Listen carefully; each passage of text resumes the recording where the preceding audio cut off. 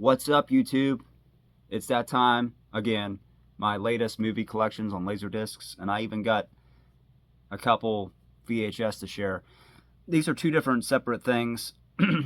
I went to the Retro Attic in Akron, Ohio last weekend, and it's a really cool place. It's like a house, basically. And this guy purchased this house, and every room is all retro stuff. One has like toys, another one has records, CDs, VHS, sports memorabilia from 70s, 80s, 90s, everything really, and posters, movie posters, uh, everything. They even had a Wayne's World VHS board game, and you just don't know what you're going to find in there. So naturally, I just got a couple movies. I didn't have a lot of money to spend. They had laser discs, so I'll start off with the laser discs and two classics. Surprisingly, I've never had this on laserdisc yet.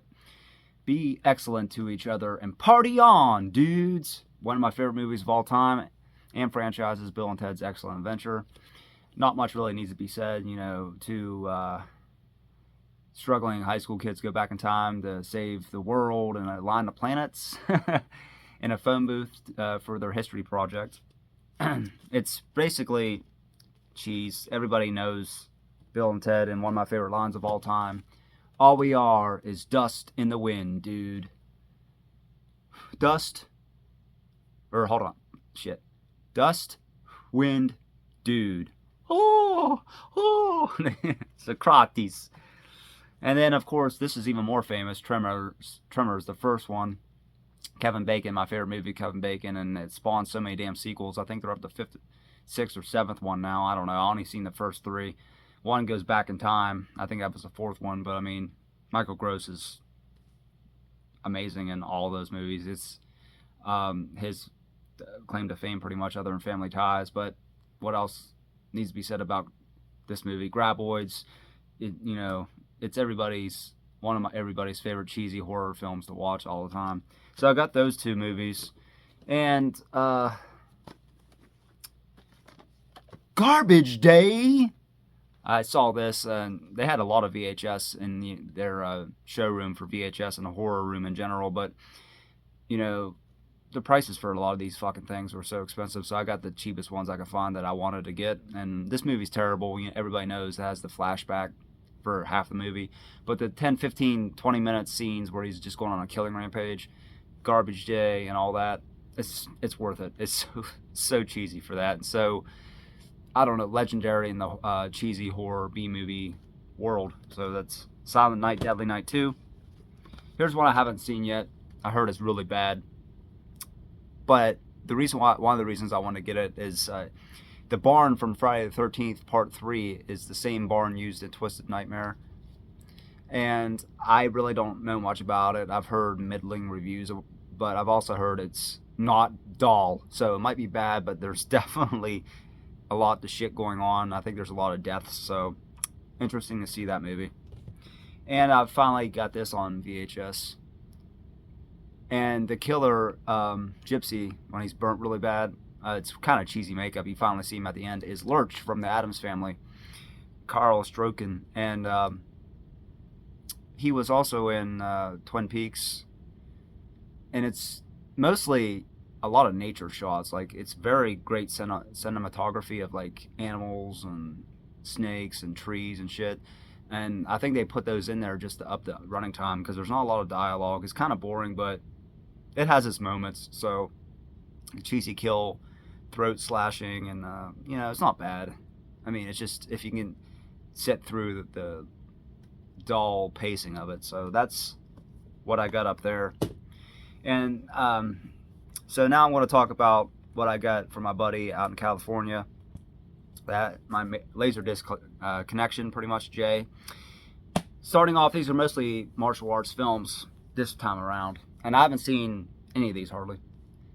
College Kickboxers. When Karate Kid became such a cult classic and a big series, a franchise, there was a lot of rip-offs of the Karate Kid, like Showdown, one of my favorites.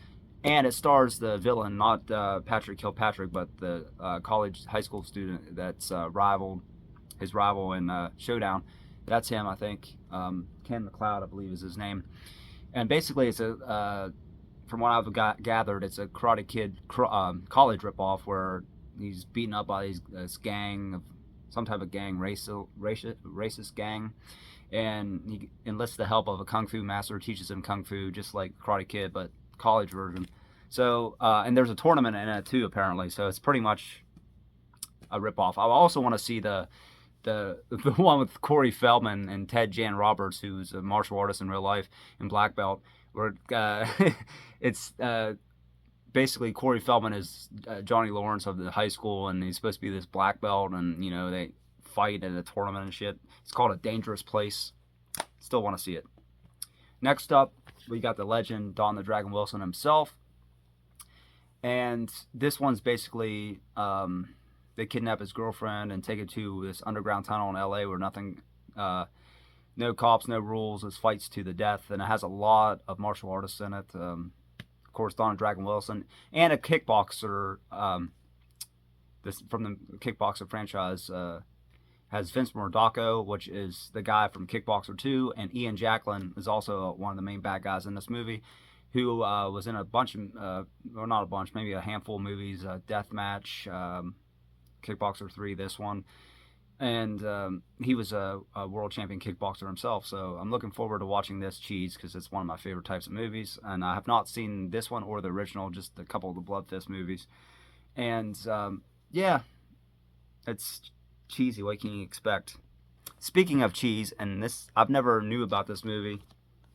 Champions, Ken Shamrock, big bulge on the cover. Apparently, this is his only big role movie. It's basically the star of this movie. Ken Shamrock's the antagonist, and he's like the champion of this underground fighting ring, death ring, when you have to fight to the death. And the Louis Mandylor, I believe, his brother gets killed, so he has to go underground and fight King, or I think it's his name in the movie. Or Rockman, or whatever the hell his name is. But anyway, I never watched it, but the main guy is Ken Shamrock, the bad guy, and he has to fight him to the death, and there's a lot of action and ultimate fighting type, obviously. And obviously Ken Shamrock was the best fighter in his weight class in the world for a while there, for a few years. That's why he was called the world's most dangerous man when he signed with WWF. And here's one that's very interesting. I knew about this movie. I've never seen it. DNA, starring Mark Dacascos. And basically, it's a ripoff of Predator, Alien, and Jurassic Park all in one. So they find this in this island, and this, I don't know, like this, not swamp, what the hell's the word? Forest. Sort of like setting like a predator. They find this bones in the ruins of this ancient creature, and they dig him up, and somehow the scientist extracts DNA from the bones, and just like Jurassic Park, somehow sets it, makes it come alive, and it comes after him. And what I said about Alien, the creature kind of it resembles like the long-headed alien xenomorph type thing. So it's like a ripoff of all three of those. So this is actually I think it's an Indonesian press, he said. It's not even on laserdisc database. It's really, really rare. And the Kickboxer one, I think, is Hong Kong and had the OBI, and there's another one I think is Hong Kong or Taiwan. So that'd be interesting to see how cheesy that one is. And I always wanted to meet Mark Dacascos because I liked only the Strong, Kickboxer 5, and of course Double Dragon. As cheesy as it was bad, but it's funny as shit. And these two were thrown in free. I have no idea what Rude Dog and the Dweebs are. I know it's a cartoon from the 80s. I looked it up. Rob Paulson, one of the most famous voice actors. He did Munchie too. And the movie with the guy from 16 Candles. I can't find one. Anyway, he did the voice for that. He did the voice for Munchie. Did the voice for Raphael, my favorite Teenage Mutant Ninja Turtles. And I guess this was only on one season. There's like 13 episodes, and a few of them made it to Laserdisc, and it's totally forgotten, and it gets really bad reviews. So I'll be interested to watch this just to see how bad it is.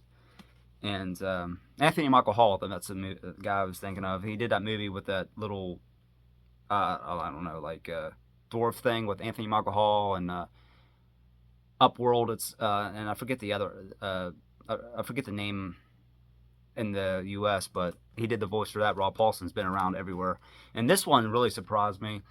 The General's Daughter, very very late laserdisc pressing, 2000 release, and it's still sealed. Look at that, it's still sealed. And this is a big hitter.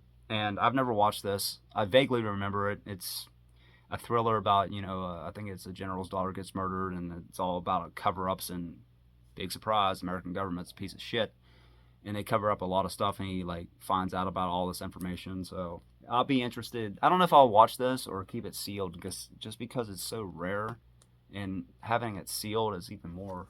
So, and he also sent me two DVDs. One, Book of Shadows, Blair Witch 2. I watched it when it came out. Don't remember much about it. A lot of people give it shit because it's completely different from the original Blair Witch. It takes it out of the woods and into like a warehouse, and it's more of a psychological thing. I much rather watch this than the original. The original might be my most hated horror film of all time. It was just fucking boring, and walking through the woods with the camcorder, I fucking hated that movie.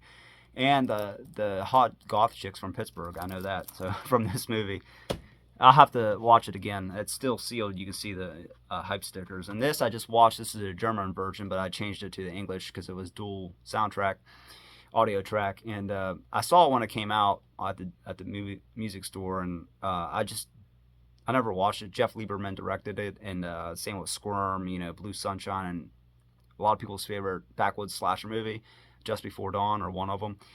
And this is really strange. It goes to show how stupid kids are. It's black comedy horror where he sees this guy wearing this mask, this little boy, and he thinks it's part of the game, and he displays all those, bodies. He's like, kill this person, and, and he thinks it's fake, but he realizes it's real toward the later part of the film, and it's interesting. A lot of black comedy. Not a lot of movies quite like this, and how they expose how innocent kids are and how stupid they can be sometimes. So that part of it, since I don't like children, it kind of made me laugh about it. And it had kind of a abrupt ending to it, and not a happy ending, I would say. So yeah, that's Satan's Little Helper from, I think it was 2004. Anyway, that was my two hauls I just got. I probably will watch I can't speak today. Heart Eyes at the theaters. I might try to do a review real quick because, like I said, it'll be one viewing, and I'll have to do it really quick because it'll go over my head and I'll forget about it. But anyway, just wanted to show you what I got, and there's another haul coming about a month from now, so that might be my last of my laser discs for a while. So I'll make sure I'll upload that when I get the next batch, and I'll probably go back to that place. This time I'll take more pictures. I didn't even take any pictures of that retro attic in Akron. So, as always, I'll put a video at the bottom here, and please subscribe. As usual, I fucking forget shit when I start talking, like the Anthony Michael Hall name and the name of the movie with the little midget, the gnome thing. I know Upworld is the other name of the movie. So I don't rehearse any of this shit. I just fucking push play and go, because that's just how I roll. So as always, I'll put a video here. Thanks for watching, YouTube. Hope you have a kick-ass weekend. Rock the fuck on. See ya.